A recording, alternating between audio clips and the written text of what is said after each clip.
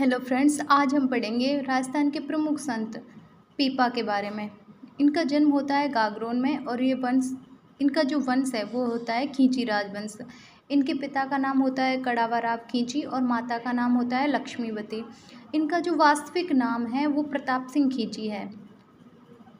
खींची था और इनके गुरु का नाम रामानंद था।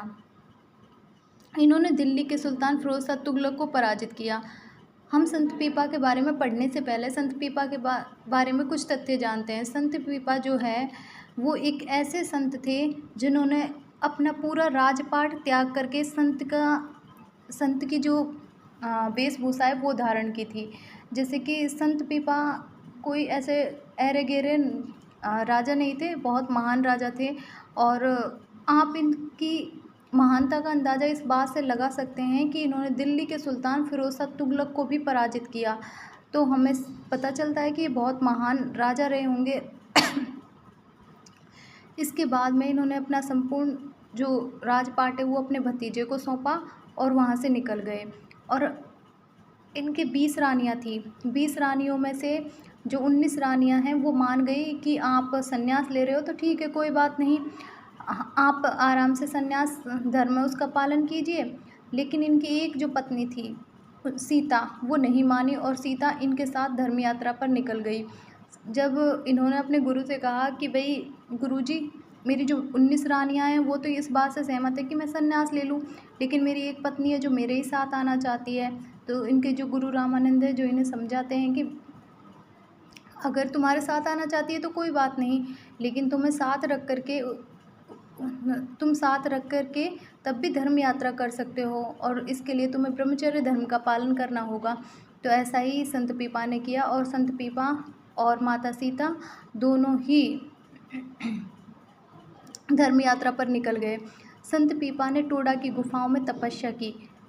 टोडा रायसिंह जो तहसील है वो आती है केकड़ी में। संत पीपा का जो अंतिम समय वो टोडा में ही व्यतीत हुआ और संत पीपा ने दर्जी का पेशा अपनाया था, इसीलिए दर्जी समुदाय के लोग इन्हें अपना आराध्य देवता मानते हैं।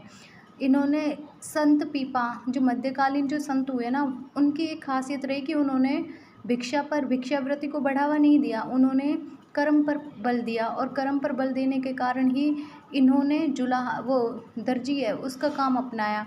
अब ये भिक्षा मांग कर भी खा सकते थे, इनको भिक्षा भी मिल जाती, लेकिन इन्होंने लोगों को ये संदेश दिया कि अपने कर्म को प्रधान रखो, अपने कर्म से मत भागो और कर्म करते हुए ईश्वर को प्राप्त किया जा सकता है।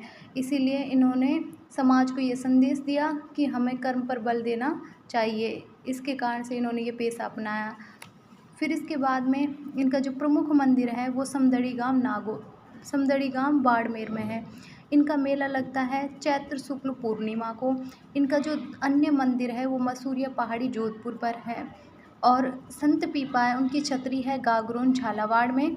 और राजस्थान में भक्ति आंदोलन की शुरुआत जो करने का श्रेय वो भी संत पीपा को जाता है। संत पीपा ने कहा था, बिना भक्ति मुक्ति नहीं, बिना भक्ति किए हुए अगर हम मुक्त होना चाहते हैं तो ऐसा पॉसिबल नहीं है, बिना भक्ति के हम मुक्त नहीं हो सकते।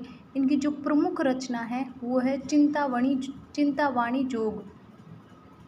तो इस प्रकार से हमने संत पीपा के बारे में पढ़ा। अगर दोस्तों आपको भी वीडियो पसंद आई हो तो प्लीज़ चैनल को लाइक शेयर सब्सक्राइब करें, और अगर पसंद ना भी आई हो तो कमेंट बॉक्स में अपने कमेंट ज़रूर शेयर करें जिससे हम वीडियो को और भी अच्छा बना सकें। धन्यवाद।